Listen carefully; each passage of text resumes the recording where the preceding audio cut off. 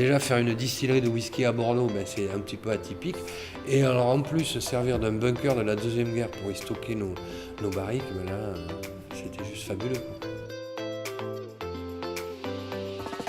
Je m'appelle Jean-Philippe Ballanger, je suis né à Bordeaux en 1964 et là je suis tombé dans la passion du whisky avec mon ami Yves depuis 4 ans. Et moi, je m'appelle Yves Médina et je suis bordelais depuis 1983. On s'est dit qu'à Bordeaux, il n'y avait pas de distillerie de whisky.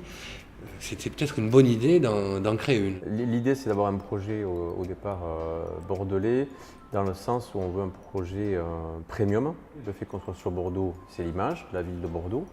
L'alambic bordelais, on l'a testé, il apporte des qualités indéniables au produit par son procédé unique de simple distillation. On a la chance dans la région Nouvelle-Aquitaine d'avoir des matières premières extraordinaires, donc l'orge pousse à côté de Bordeaux. La Nouvelle-Aquitaine est le grenier à maïs de la France, donc on utilise aussi du maïs qui vient de la région. Et puis le fin du fin, dans une économie de développement durable et d'empreinte carbone zéro, on a les meilleures barriques du monde à côté de nous puisqu'on a les meilleurs vins du monde autour de Bordeaux. Donc tout naturellement, on utilise aussi ces barriques-là dans le cadre de notre projet. Le seul ingrédient non bordelais, et c'est volontaire, est notre consultant écossais John McDougall, qu'on a été chercher délibérément en Écosse. C'est une grosse valeur ajoutée pour nous d'avoir la collaboration de John McDougall dans ce projet, puis c'est le pape du whisky écossais. Et la décision a été très rapidement prise de s'installer ici, d'autant qu'on avait un terrain de 6000 m² autour de ce bunker. Ça correspondait exactement à ce que nous cherchions, sur un boulevard très passant. Donc tout naturellement, on a dit go sur ce bunker. Et c'est un lieu qui du coup amène une typicité, une deuxième typicité au projet, puisque déjà faire une distillerie de whisky à Bordeaux, c'est un petit peu atypique.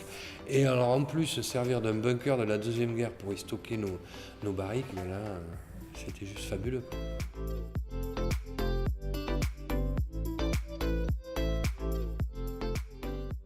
Aujourd'hui, on se projette évidemment sur l'avenir et ce qu'on veut faire, c'est développer l'activité et dans les prochains mois, c'est développer notamment la partie export, développer aussi la partie vente en primeur, des produits qu'on distille qui seront livrables dans 3 ans. Et puis on a aussi un autre projet, c'est l'idée d'installer sur ce toit du bunker un restaurant rooftop. On y servirait évidemment là-haut la plupart des produits qui seraient distillés en bas.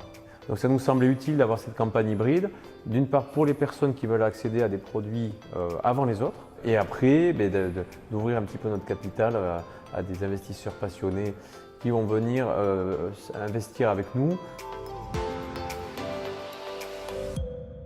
En tout cas, nous on est passionnés et on est sûr que le projet va marcher puisqu'on a mis en place en tout cas tout ce qu'il fallait au niveau des ingrédients pour que non pas la sauce, mais l'élixir whisky prenne dans les prochaines années.